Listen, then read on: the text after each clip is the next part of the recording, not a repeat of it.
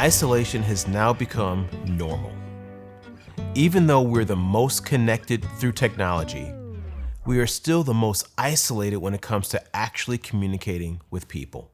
Research has shown that social isolation has a negative impact on your health, memory loss, and can even take years off your life.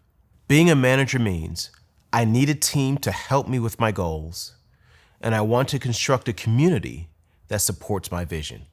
Establishing and maintaining healthy relationships is the best way to build your support team. Know who is in your corner and who you'll go to when you need help. Every big dream requires a great team.